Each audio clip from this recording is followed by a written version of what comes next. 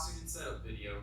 Today, we're going to be working with the Golden Technologies companion three-wheel mobility scooter. It's known as model GC240, and it comes in the box that you see here in front of me. All you're really going to need to do is get yourself a pair of scissors or a knife. A box cutter is ideal for this type of job. As you can see, it's got 3 straps holding the box together, which you're going to want to go ahead and cut first.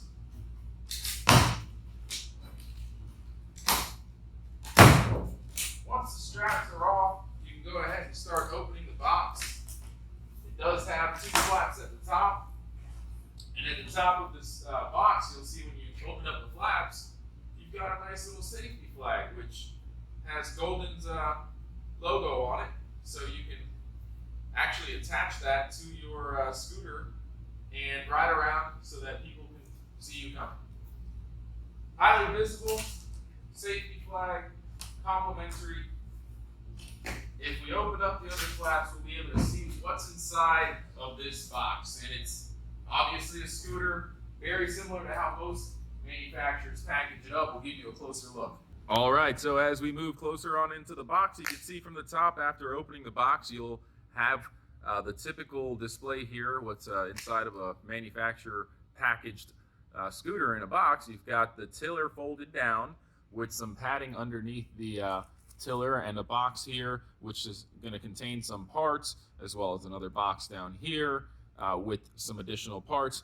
Now the seat did come in a separate container in a separate box, which I will show you next. We're going to go ahead and begin to unpackage the container and take out all the boxes, and we'll show you how that's done. All right, so as you can see, now that the box is open, we have brought out the seat box, which is here. It comes in a separate box. You can just open it up and slide the seat right out, which we'll go ahead and do really quick so you can see what the seat looks like. It's a fold-up seat.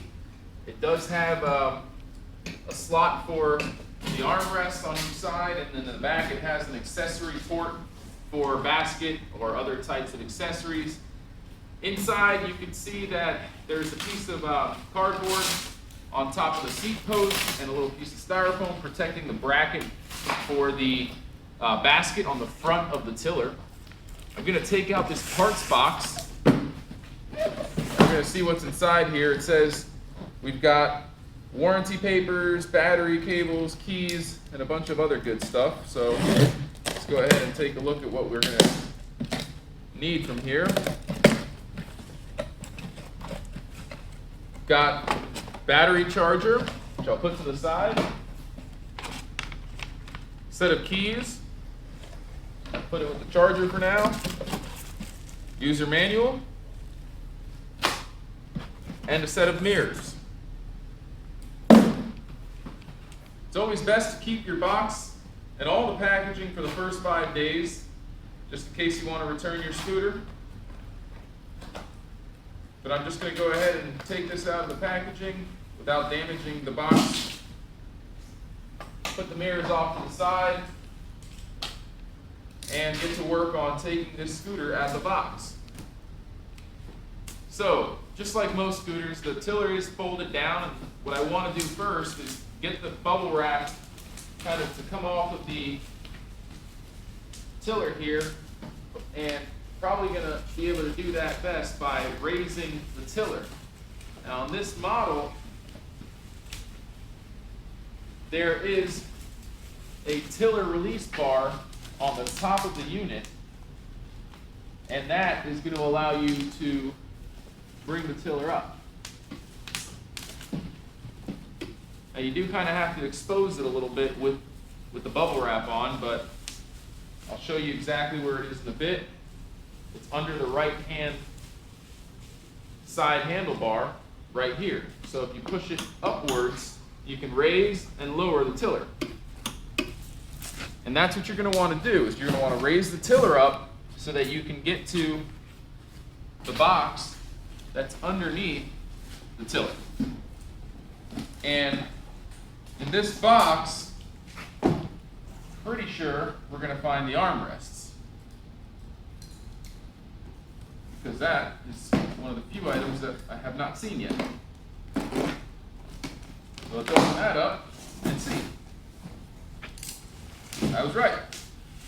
Here are the armrests, which flip up, and they are height adjustable. They have a reflector, and I know from seeing the seat that they are width adjustable as well. So as far as the armrests go, they have plenty of options. You can adjust the height and the width. They have reflectors on them. And I believe you can even adjust the lowest point at which it can flip down, which we'll get into in a bit.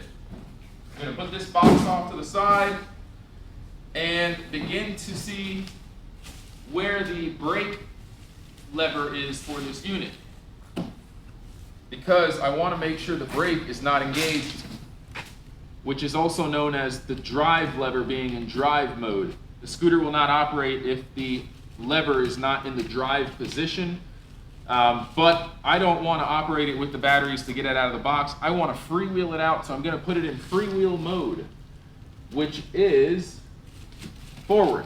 I can see the little decal here. It says freewheel lever engaged, disengaged. So right now it's engaged, and that should mean that the freewheel mode is engaged and I could roll it on out of the box. So what I'm going to do is turn the box around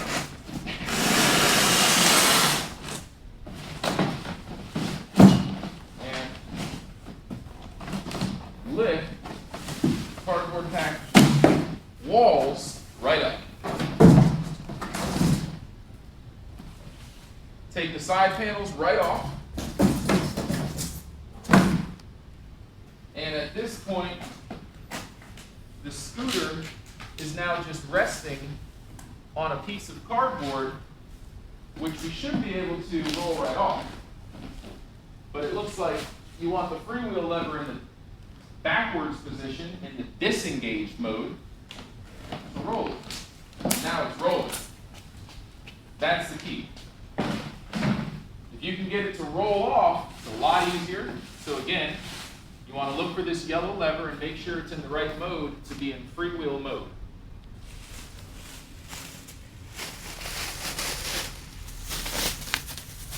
So now I'm going to remove all of the wrapping. I'm going to try and be as careful as possible, see if there is a way to preserve some of this, because you do want to kind of have your packaging in good shape if you need to return it.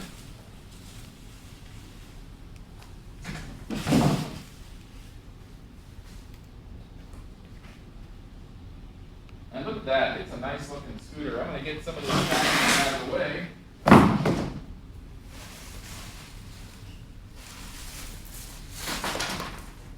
So we can begin assembling the rest of this unit.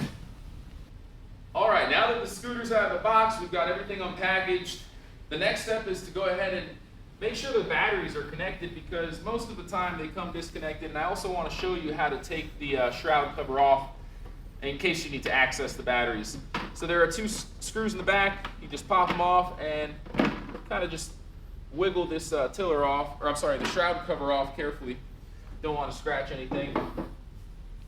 Okay, so we've got two batteries, 12-volt batteries, just like every mobility scooter that is travel sized.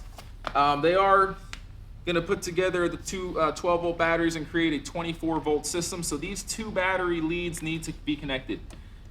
They are not connected, which is what I had guessed. So, you know, these don't go in any way other than the right way. Just find the matching color, plug it in. Some scooters have color-coded receivers here for the batteries, while others, you know, it's the same color. But the good thing is you can't really do it wrong. So it doesn't matter if it goes in on the wrong way for some of the other ones, like the Pride scooters that are black and white.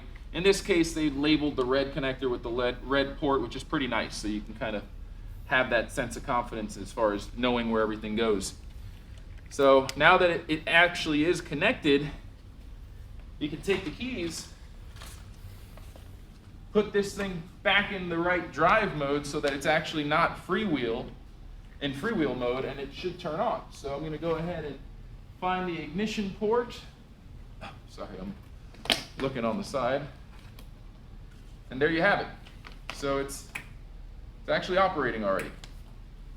I'm going to turn it off, put the shroud cover back on, and show you just how easy that is. On the front, there's two little inserts that slide right into these holes on the floorboard for those inserts to slide right in. So I kind of like to make sure those are lined up and make sure that those fall in first, and then go ahead and just, without too much force here, just find that threading for this screw to start going in. And once it catches, you'll see eventually it gets tightened all the way. You don't need to tighten it too much. They don't require a lot of tensioning. So, got the batteries connected. The freewheel lever is forward. We'll give it a test. It won't roll. It's not in freewheel mode, which is how it needs to be. And at this point, I'm going to go ahead and put the seat on.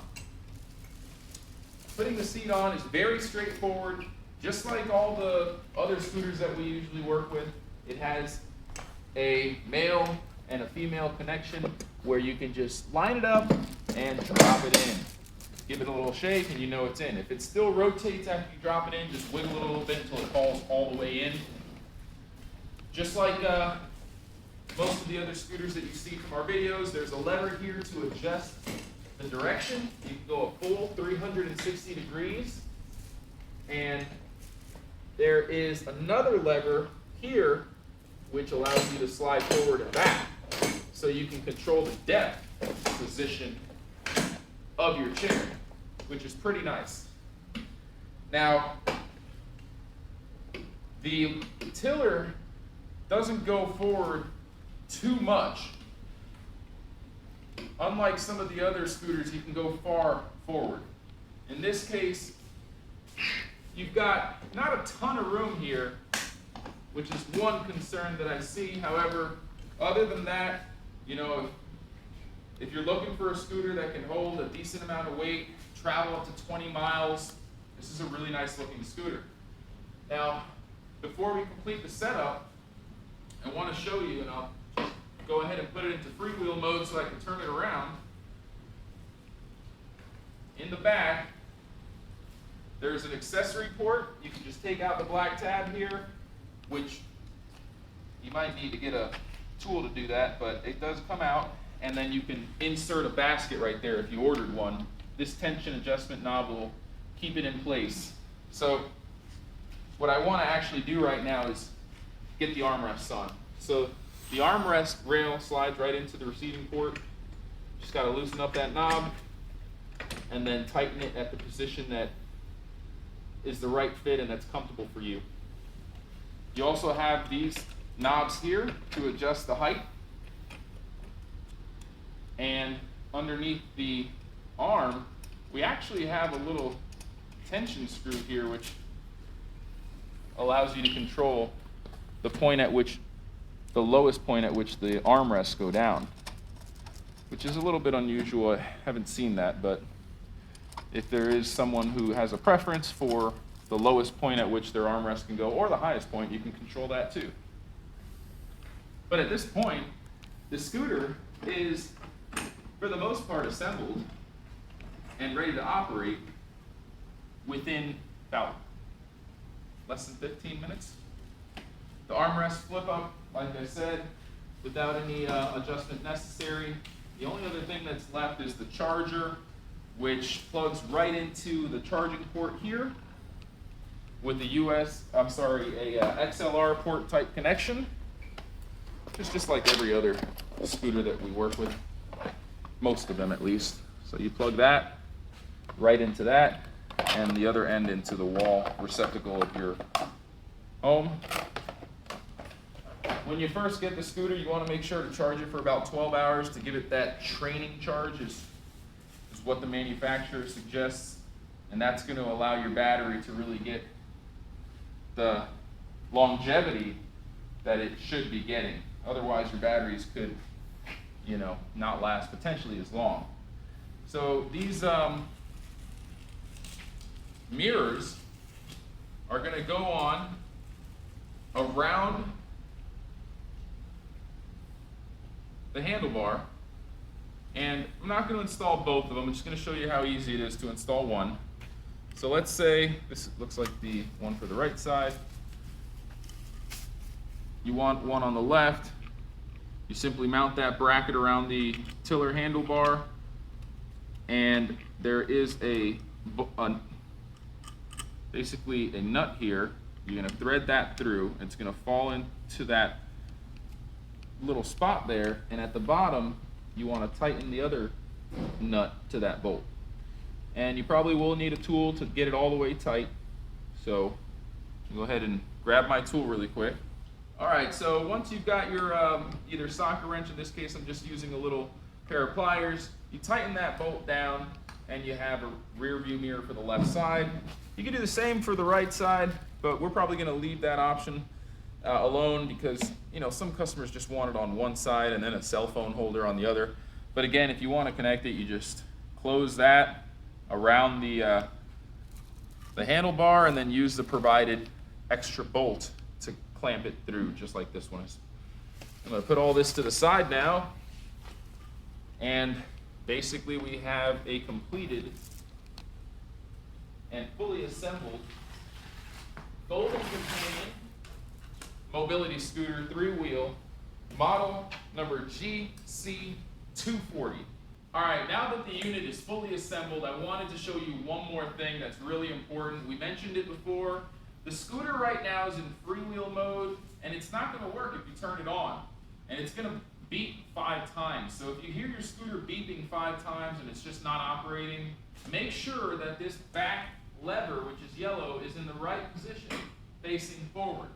And I'll show you an example of what happens when it's not in the right position. You can hear the beeps. 5 beeps. If I try to use the levers, it won't move, it just keeps beeping. So to fix that, turn it off, put the lever back in drive mode, and then turn it back on. It's going to work as intended. Great looking scooter, like I said. This is the Golden Companion 3-wheel, GC240 is the model number. It does come with a basket, which I'm going to go ahead and attach, but that's pretty much the full assembly and setup for this scooter. If you have any questions, visit our website, mobilityscootersdirect.com. I'm Sergio. Thanks for watching. Have a great day.